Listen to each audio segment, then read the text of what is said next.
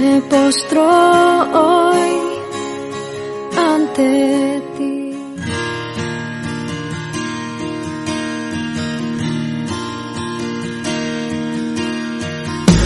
Estás en cada rincón. Hola, muy buenas tardes, queridos amigos, queridos hermanos en la fe. ¿Cómo se encuentran ustedes en este día? Nosotros, una vez más, contentos de poder continuar con la enseñanza que llevamos a cabo si la Iglesia entrará a la tribulación. Para los que nos puedan ver de otro país, nosotros nos encontramos ubicados en el país argentino, en la provincia de Río Negro, en la ciudad de General Conesa. Muy bien, para nosotros es un gusto una vez más. Y bueno, continuar ya con la última etapa, con la tercera parte de esta enseñanza. Habíamos dicho de que la Iglesia se hace, es decir, nos podemos hacer una pregunta que si estamos esperando a Jesucristo o al Anticristo. Veíamos que la Biblia enfatiza siempre y nos alienta a que debemos de esperar al Señor Jesús, como bien lo explica en Apocalipsis capítulo 22, versículo 17, donde decía, y la esposa dice, ven, que la esposa es la Iglesia, y por último decía, sí, ven, Señor Jesús. Es decir, la Biblia siempre nos alienta a esperar al Señor Jesucristo y no al Anticristo. Entonces, también analizábamos en Segunda de Tesalonicenses, para volver un poquito a retroceder, en Segunda de Tesalonicenses capítulo 2, en el versículo 3 y 4, que allí la Escritura decía, nadie os engañe en ninguna manera, porque no vendrá, dice, es decir, Jesucristo, sin que antes venga la apostasía y se manifieste el hijo de pecado, como lo llama el apóstol Pablo, que se está refiriendo al Anticristo. Entonces, decíamos nosotros que quizás si este pasaje se lee sin leer el texto completo, es como que está enseñando prácticamente que el arrebatamiento de la iglesia será después de esta aparición de este personaje que es el Anticristo, o el hijo de pecado, que bueno, luego se hará pasar por Dios, por el Mesías, en fin. Pero si uno lo puede leer, si no lo lee completo al texto, entonces bueno, hay que realmente escudriñar. La pregunta nosotros que decíamos, ¿a qué venida se está refiriendo aquí en este texto? ¿Al arrebatamiento de la iglesia o a la segunda venida? Desde ya nos podemos dar cuenta de que hay una diferencia, porque cuando dice la segunda venida, prácticamente eso se detalla en Zacarías capítulo 14, en el versículo 3 y 4. La Biblia dice que allí dice que los pies de Jesucristo afirmarán, es decir, pisará el monte de los olivos que está en Jerusalén. Dice allí. Eso es a lo que se refiere a la segunda venida de Jesucristo, y con él todos sus santos ángeles, dice. Entonces, también decíamos, ¿quiénes son esos ángeles? ¿Quiénes son esos santos que la Biblia los llama? Obviamente no se está refiriendo solamente a los ángeles, sino que también a la iglesia. Por eso decíamos en Mateo 25, que decía la Biblia, cuando el Hijo del Hombre venga en su gloria y todos los santos ángeles con él, entonces se sentarán en su trono de gloria y serán reunidos delante de él todas las naciones. Entonces, aquí vemos que sin duda realmente se refiere a los fieles, a los que va a llevarse en el arrebatamiento. Se está refiriendo a la iglesia. Entonces, vendrá Jesucristo cuando va a firmar sus pies sobre el monte de los olivos con los ángeles, que se refiere dice la Biblia, a los santos. No solamente, como explicamos, no se refiere solamente a los ángeles, sino a la iglesia también. Y también explicábamos acerca de algo muy importante. Vamos a quedarnos ahí en Segunda de Tesalonicenses capítulo 2, en el versículo 1, que allí la Escritura dice algo también interesante para analizar. Pero con respecto a la venida de nuestro Señor Jesucristo y nuestra reunión con Él, os rogamos, hermanos, dice allí, que no os dejéis mover fácilmente de vuestro modo de pensar. Aquí hay que analizar algo. El apóstol Pablo está hablando allí, en el primer versículo, de dos acontecimientos diferentes. Uno es a la venida de nuestro Señor Jesucristo, es decir, explicábamos, a la segunda venida, y dos, nuestra reunión con Él. Miren, allí dice, pero con respecto a la venida de nuestro Señor Jesucristo y nuestra reunión con Él. Es decir, una letra hace diferencia a la otra. Por ejemplo, si se hubiera escrito con respecto a la venida de nuestro Señor Jesucristo o nuestra reunión con Él, es decir, sacándola I y poniéndola O, prácticamente se está diciendo de que es un mismo acontecimiento. A la segunda venida de nuestro Señor Jesucristo o nuestra reunión con Él quiere decir una misma cosa, pero como ya le explico, como en lugar de O se escribió I, se nota que son dos cosas diferentes. Por ejemplo, dice allí, pero con respecto a la venida de nuestro Señor Jesucristo y nuestra reunión con Él, está diciendo a la venida de nuestro Señor Jesucristo, a la segunda venida. Y nuestra reunión con Él está diciendo cuando la iglesia se tenga que reunir con nuestro Señor Jesucristo, cuando el Señor nos llame y vamos a recibir al Señor en el aire, como lo explica en 1 Tesalonicenses. Entonces, sería así. Vamos a leer completo. Dice, pero con respecto a la venida de nuestro Señor Jesucristo, la venida, es decir, la segunda venida, el regreso de nuestro Señor Jesucristo a Jerusalén, y nuestra reunión con Él, es decir, lo que acabamos de decir, la reunión de la iglesia que somos nosotros durante el arrebatamiento. Entonces, ahora vamos a seguir analizando este texto. Dice, os rogamos, hermanos, que no os dejéis mover fácilmente de vuestro modo de pensar, ni os desesperéis o conturbéis, ni por espíritu, ni por palabra, ni por carta como si fuera nuestra, en el sentido de que el día del Señor está cerca. Muy bien, esto hay que aclararlo y analizarlo.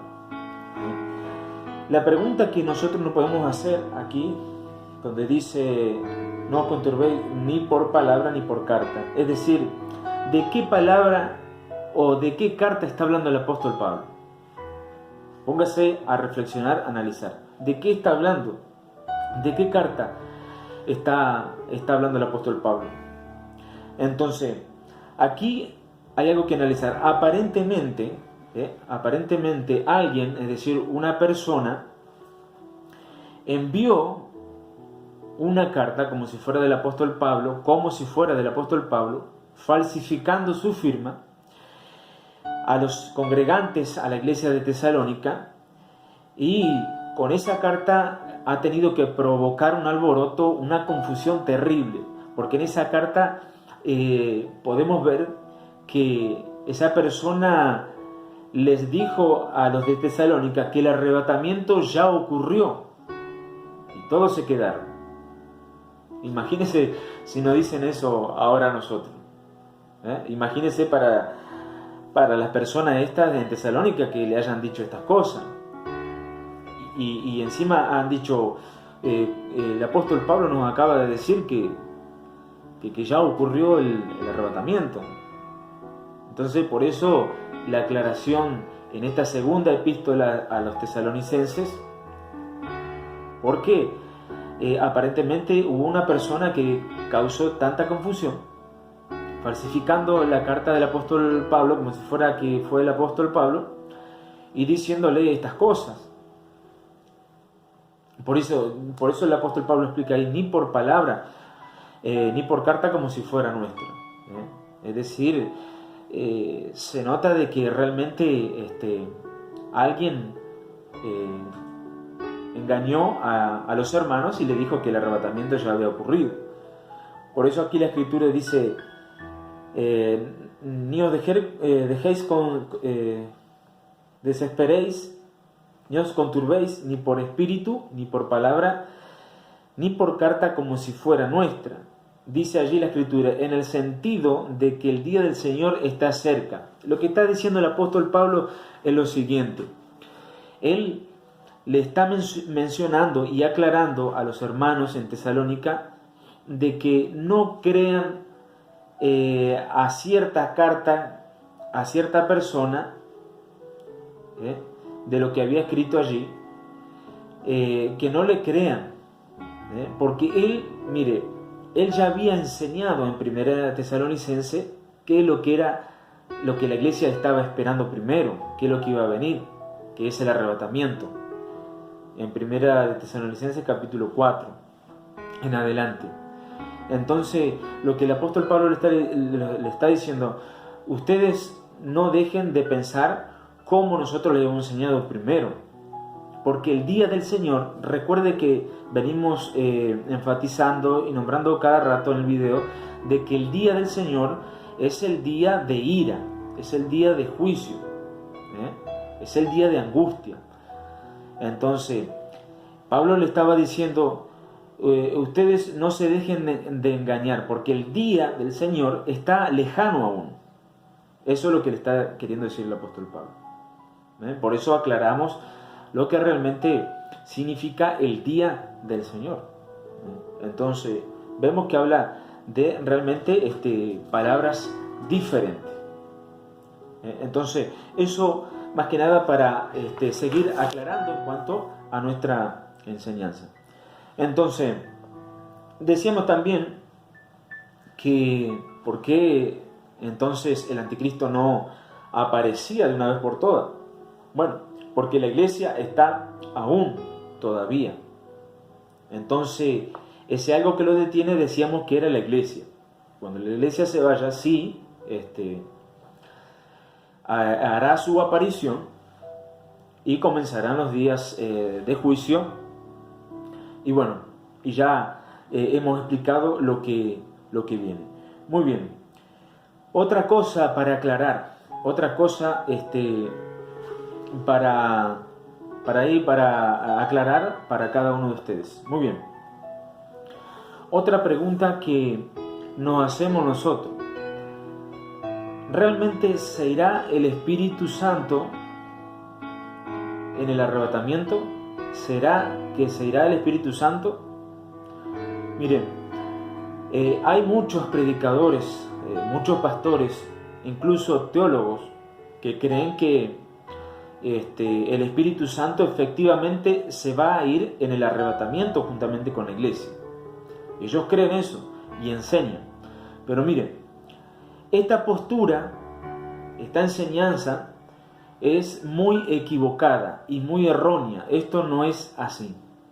Y vamos a ver por qué.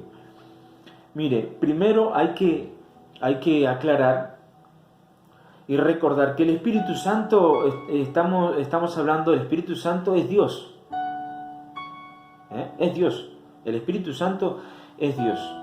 Entonces, Dios es omnipotente, omnipresente y omnisciente. Omnipresente, es decir, su presencia puede estar en todos lados a la misma vez. Claro, por eso ustedes podrán buscar en el Salmo 139, en el capítulo 7, en el versículo 7 al 9. El rey David decía, ¿a dónde me iré de tu presencia? ¿A dónde? ¿A dónde huiré de tu espíritu? Él decía, si hubiere, ido a lo profundo del mar, la persona por más que cabe 1000 y picos de kilómetros bajo tierra, es imposible huir de la presencia del Señor. Es imposible, por eso el rey David decía esto en el Salmo 139. Luego, en segundo lugar, recordar que después del arrebatamiento, cuando ocurra el arrebatamiento, Hay millones de personas que van a alcanzar la salvación. Recuerde esto. Hay muchas personas que van a alcanzar la salvación. Entonces, bueno, sí van a alcanzar la salvación, pero a un precio muy alto, muy costoso, muy elevado. Porque las torturas, los despojos de los bienes de cada uno, la persecución, la muerte totalmente horrenda, degollamiento. Entonces eso realmente en esos tiempos va a ser el pan de cada día. Es increíble lo que va a suceder. Entonces sí van a alcanzar la salvación, pero a ese precio. Entonces la pregunta de nosotros es: ¿cómo se salvarían esas personas si el Espíritu Santo, como dicen, se va a ir? Si el Espíritu Santo es quien convence de pecado, es simple. El Espíritu Santo es el que convence a la persona de pecado, de la maldad, que somos pecadores por naturaleza. Entonces, ¿cómo se salvarían si el Espíritu Santo se iría? Mire, la formación académica, el intelecto humano, esas cosas son necesarias y son secundarias, sirven como subsidiarios para escudriñar la Escritura. Pero si no se tiene el Espíritu Santo, las cosas de Dios, como dice la Escritura, por eso yo recomiendo que puedan compartir la predicación, el video que tenemos acerca del Espíritu Santo y sus funciones, que es una buena enseñanza. Entonces, todas las cosas de Dios las conocemos por medio del Espíritu Santo y no por medio de la preparación o formación académica que podemos tener, porque incluso hay teólogos que enseñan esto equivocadamente, que el Espíritu Santo se va a ir en el arrebatamiento, y justamente no se necesita ser tan preparado, ni hay ninguna teología o algo parecido de que enseñe de que el Espíritu Santo se va a ir con la iglesia. No, quizás muchas veces es más creíble que la persona se pueda confundir de que la iglesia va a pasar por la tribulación, porque hay textos que pareciera enseñar que sí. Es más fácil muchas veces confundirse con eso que a creer de que el Espíritu Santo se va a ir en el arrebatamiento. Entonces, ¿cómo se van a salvar esa gente si el Espíritu Santo es el que convence? Por eso, mire, por eso el Evangelio según San Juan en el capítulo 16, en el versículo 7 y 11, nuestro Señor Jesucristo dijo: conviene que yo me vaya, dice allí. Y bueno, y si yo me fuere, vendrá el Consolador, que está refiriéndose al Espíritu Santo. Y dice: y cuando Él venga, convencerá al mundo de pecado, de justicia y de juicio. Entonces, es el Espíritu Santo quien convence a la persona. Porque nosotros podemos predicar, pero si no está el Espíritu de Dios, quien a usted lo va a convencer de la verdad, nosotros nada podemos hacer. Y en tercer lugar, en el tiempo de ira, de angustia que se avecina sobre la tierra, Dios va a enviar 2 profetas. Un día vamos a hablar acerca de quiénes son estos 2 personajes, que son 2 profetas, que Dios lo va a enviar a apoyar a los 144.000 judíos, que los 2 profetas y los 144.000 judíos van a predicar el Evangelio durante ese tiempo, van a impactar con el mensaje. Y bueno, van a lograr que por medio de la predicación de la palabra millones de personas puedan arrepentirse y acercarse a Dios. Van a hacer lo que van a predicar, porque sí se va a seguir predicando el Evangelio. Entonces, ellos van a predicar y van a hacer grandes milagros. Pero, ¿con qué poder van a realizar ellos estos tremendos milagros si el Espíritu Santo se fuera en la iglesia en el arrebatamiento? ¿Me explico? Porque no es la versatilidad de los pastores, de los predicadores, quien convenza a la persona para arrepentirse, sino el Espíritu de Dios. Entonces, una cosa también hay que recordar: el Espíritu Santo, es decir, el Señor Jesucristo prometió a los creyentes de que el Espíritu Santo estaría con nosotros hasta el fin del mundo. Hasta el fin del mundo, dice. No dice hasta el arrebatamiento. Porque la palabra no se puede contradecir, no se equivoca. Y si fuera en todo caso así, la Biblia, como siempre decimos, aclararía estas cosas e interpretaríamos de que, bueno, el Espíritu Santo se tiene que ir. Pero Jesucristo dijo hasta el fin, hasta el fin del mundo, no en todo caso hasta el arrebatamiento, no, en ninguna manera. No hay ni una sola instrucción, no hay ni una sola instrucción de que, o una indicación de que nos dé la palabra de Dios para sobrevivir en la tribulación. No hay nada. Entonces eso es lo que nosotros nos ponemos a pensar, que bueno, que realmente si la iglesia pasaría por la tribulación, ¿qué sentido tiene de que nosotros, y como muchos predicadores están hablando, están predicando de que hay que velar, la Biblia misma habla que hay que velar, hay que orar, que hay que anunciar, hay que predicar la salvación? ¿Para qué predicar eso si en todo caso lo mismo tendríamos que padecer la tribulación, tendríamos que padecer todas estas cosas, los juicios de Dios? Entonces, ¿para qué predicar a los hermanos de la santidad, que hay que velar, que hay que estar en santidad? Entonces, yo veo que no tiene mucho sentido.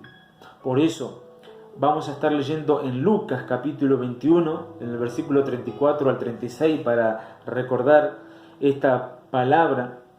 Mirad también por vosotros mismos que vuestros corazones no se carguen de glotonería y embriaguez y de los afanes de esta vida, y venga de repente sobre vosotros aquel día, mire, porque como un lazo vendrá sobre todos los habitantes sobre la faz de la tierra. Y ahí dice la Escritura: velad pues en todo tiempo, orando que seas tenido por digno de escapar de todas estas cosas que vendrán. La Biblia nos está advirtiendo, y de estar en pie delante del Hijo del Hombre. Entonces, por eso nosotros queremos hacerle comprender de que la Biblia nos tendría que revelar y dar indicaciones, que tenemos un método, tendríamos instrucciones para sobrevivir en la tribulación. Otra confusión más que la Biblia nombra a la final trompeta, o la trompeta de Dios. Entonces hay una equivocación. Yo voy a estar dejando en Apocalipsis capítulo 10 para que puedan leer. En el versículo 7 dice allí: sino que en los días de la voz del séptimo ángel, cuando él comience a tocar la trompeta, el misterio de Dios se consumará, como él lo anunció a sus siervos los profetas. Bueno, aparentemente el misterio que se consuma en este texto que dice es el arrebatamiento de la iglesia y la resurrección de los muertos. A ese suceso. Pero bueno, aquí hay que aclarar algo, que las trompetas que describen el Apocalipsis son 7 trompetas, pero sus significados son de trompetas que traen juicio. Juicio.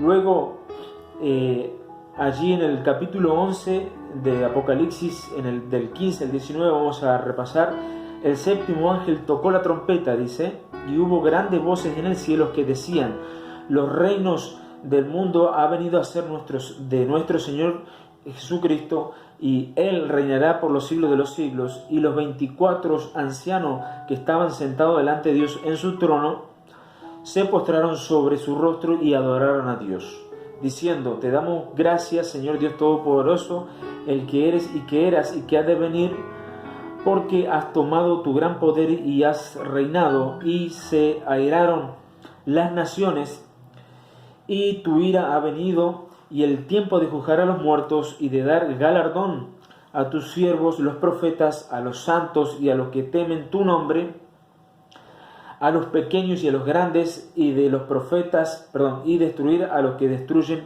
la tierra. Y el templo de Dios fue abierto en el cielo, y el arca de su pacto se veía en el templo, y hubo relámpagos, voces, truenos, un terremoto y grande granizo. Entonces, vemos que realmente aquí en Apocalipsis, por ejemplo, en el capítulo 4, en el versículo 5, mire, y uno de los 24 ancianos me dijo: no llores, he aquí que el león de la tribu de Judá, la raíz de David, ha vencido para abrir el libro y desatar sus 7 sellos. Aquí hay que ver algo fundamental. La Biblia, ya en los capítulos 6 al 19, la iglesia ya no aparece más. Cuando en Apocalipsis capítulo 4, en el versículo 1, dice, después de esto, allí cuando dice después de esto, se está refiriendo al acontecimiento cuando la iglesia sea sacada en el arrebatamiento, y comienza allí el anciano Juan a describir todo lo que está viendo en el cielo, lo que Dios le está mostrando, y ya no se nombra más a la iglesia, la palabra iglesia. Entonces se nombra los 24 ancianos. Los 24 ancianos representan no tan solamente a las tribus de Israel, sino también a las 12 tribus de Israel, sino también a la iglesia en general, a todos los creyentes. Eso es lo que se refiere a los 24 ancianos. Entonces, bueno, si ya la iglesia, si los 24 ancianos aparecen ya en estos capítulos y representan la iglesia, es decir, ya la iglesia no está más. Por eso nosotros nos preguntamos, ¿cómo es entonces de que están en el cielo los 24 ancianos, y desde el capítulo 4, como acabamos de explicar, recién ocurriría supuestamente en el capítulo 11 del Apocalipsis, porque vio que ahí dice sobre la trompeta. Y ahí otra cosa que explicar. En Primera de Tesalonicenses, en el capítulo 4, en el versículo 16, dice: porque el Señor mismo, con voz de mando, con voz de arcángel y con trompeta de Dios, descenderá del cielo, y los muertos en Cristo resucitarán primero. Luego, en Primera de Corintios, capítulo 15, en el versículo 51 y 52, dice: he aquí, os digo un misterio, no todos dormiremos, pero todos seremos transformados en un abrir y cerrar de ojos a la final trompeta, porque se tocará la trompeta y los muertos serán resucitados incorruptibles, y nosotros seremos transformados. A la final trompeta. Bueno, hay diferencias aquí. Esta trompeta a la que se refiere es la última oportunidad que Dios le está dando a la humanidad para que se arrepienta. Incluso dijimos que las trompetas que tocan los ángeles, son los juicios que describen el Apocalipsis, y la trompeta que habla en Primera de Tesalonicenses capítulo 16 dice: y con trompeta de Dios, quiere decir que Dios mismo tocará esa trompeta. Dios mismo será tan fuerte que los muertos en Cristo van a resucitar. Entonces, por eso en Primera de Corintios ocurre que allí dice a la final trompeta, pero no se refiere, explicamos de nuevo, a la final trompeta, es decir, a la trompeta que describe en Apocalipsis, sino que cuando dice a la final trompeta, se está refiriendo a que ya Dios le está dando la última oportunidad a la humanidad para que puedan arrepentirse y salvarse e irse por ende en el arrebatamiento. Muy bien, hasta aquí nosotros concluimos con esta enseñanza, nosotros concluimos con este mensaje, con este video, y bueno, espero que haya sido de mucha bendición, y bueno, quizás ya a medida que vamos avanzando, vamos aprendiendo, nos vamos desenvolviendo, y hay mucha enseñanza, mucho más todavía. Entonces, espero que puedan compartir y puedan escuchar todos los videos, poder compartir y anotar todo y seguir escudriñando. Muchísimas gracias y será hasta la próxima. Será hasta el próximo video.